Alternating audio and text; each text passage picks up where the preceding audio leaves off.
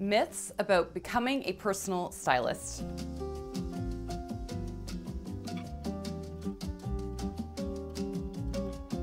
Hi everyone, welcome back to my channel. I'm really excited to dive into today's topic. Of course, it is near and dear to my heart because this is what I do. I'm an image consultant, a personal stylist, and I train other personal stylists. So if you're someone that's looking to get into this industry and you want to know how to thrive in this industry, I would love to have you in my online personal stylist training. It just opened for registration this week.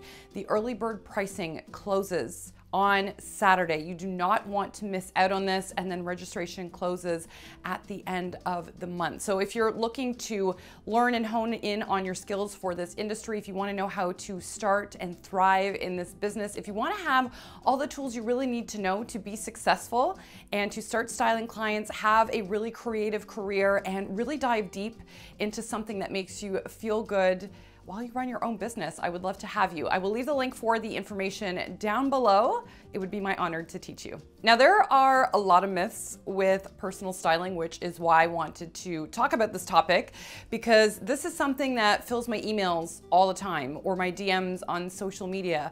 People that are thinking about getting into the personal styling realm, and they're talking to me about all these things that they have heard that are now holding them back from jumping into something that they're really curious about. So I want to talk about them and dispel some of these myths that you hear. So let's jump in.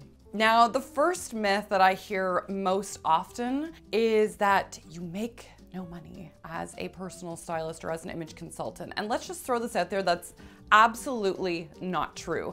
But this is something you hear all the time. People will say, oh, well, I had to leave the job because I wasn't making any money, or, oh, you're not paid very well, blah, blah, blah, blah, blah, like all these things, right? And it's just not true. I had actually even believed this when I had first started, because I hit up Google and I did a quick little search on, what do fashion stylists make? What do personal stylists make? And the income was like, okay, it was a very decent, modest income, but I had bigger aspirations and dreams. And it was something that I thought, oh, is that all that there is for me? I really had these, like I mentioned, large aspirations. And so the one thing I want to offer is, again, that it's not true. You get to make whatever you want when it comes to this industry because you're an entrepreneur.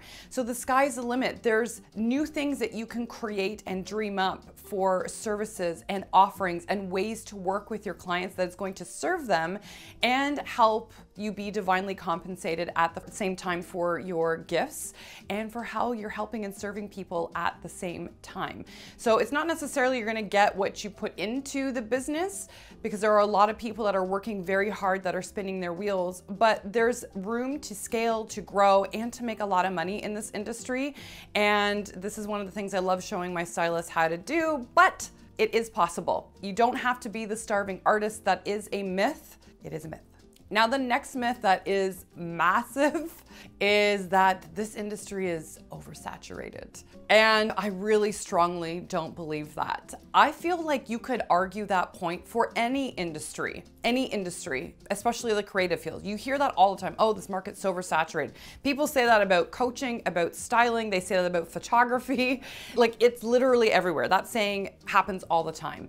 And while there are a lot of people that are in any given industry, I truly believe there are so many people to serve. There are billions of people on this planet. You cannot possibly think that everyone is being served. There are many people out there that I know do not have a stylist and they need one. And I can't assume that I'm gonna help everybody, or that, another few stylists that I know are gonna help everybody. It's not possible. And even if there are a lot of stylists, certain people will resonate with different people. So not everyone's gonna jive with me or wanna work with me. Not everyone's gonna wanna work with the next stylist. We all have different people that we resonate with very deeply. We have different gifts and approaches and different messaging than how we wanna communicate our gifts or what we have to share with people. And certain people are going to resonate with it differently, right? So I really think that there's room for everyone. And what makes you different is your voice, your approach to things, how you want to help people, and your energy that you bring to the table. Don't undervalue that. And as I mentioned, millions of people out there, lots of people will need your help. And I think there's more than enough space for everybody. Because as I mentioned, we all have different approaches to things. And that's actually what I think is really beautiful within any industry, is that we don't all tackle things the same way. And we have certain people that will resonate with us based on that and others that won't. And actually, I think that's beautiful. Now, the next myth about personal styling is one I actually hear all the time, which I think is bizarre. And I've heard from people, oh, well, that's not really a real job. It's not hard work. And I don't know where this started. Maybe it's because some people think, you know, dealing with clothing is not a laborious job, which even that I could argue because you're slugging around clothing all the time. But I will say it is not a trip to the mall and then you kind of wipe your hands and you're done with it. So if anyone does think that, then I could see why they might think that, but that's just not the case. As an entrepreneur, when you're getting into personal styling, you are not only the talent to help facilitate the transformation, but you are also the accountant until you get growing, you're the marketing person, you are the admin, you are all the things. And all of this takes time and energy to create results and get going in your business. Like the first initial little while in your business, definitely you are putting in more hours, more time, but it is hard work. Like there's still a lot of things that go into sessions or services that you create for your clients. And you know, there's a lot of days where I've put in extremely long hours into one day. They're not as frequent anymore, but I will say, like, I have a lot of work on my plate, and it's not a bad thing because I absolutely love my job, but it is definitely not a trip to the mall, hanging with your BFF, dressing somebody, and then you send them packing and you're kind of done for the day. If people think that, you will get nowhere in this industry. I'm very forward about that. But if you love it, if you're willing to put in the work, if you're willing to do all the back end things and grow your business and market yourself and all these things, it can be a wonderful, wonderful industry where, yes, there is work, it's hard work, but it'll be a labor of love, really. And that's how I feel about my job too. I absolutely love it. I love my clients. I love all of you that I get to interact with here on YouTube as well and on my other community platforms. It's such a blessing and it's worth it. So definitely hard work. Don't know where that one came from. Just because it's clothing doesn't mean it's fluff, but it's such a beautiful thing to get into. Now, the next myth that actually I think is more one that people sort of put on themselves is thinking that they're too old or too young to get into this industry. And I also don't believe that. Fashion is such a cool thing in that there is space for all of us. And one thing that's consistent with women across the board is we all care about what we see looking back at us in the mirror at any age.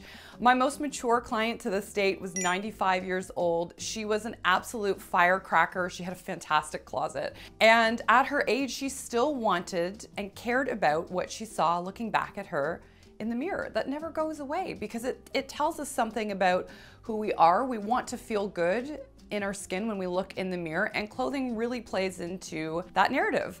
So we all experience this at all ages. There are some stylists that I've talked to that deal with teens and they love to help them bolster their confidence and their style.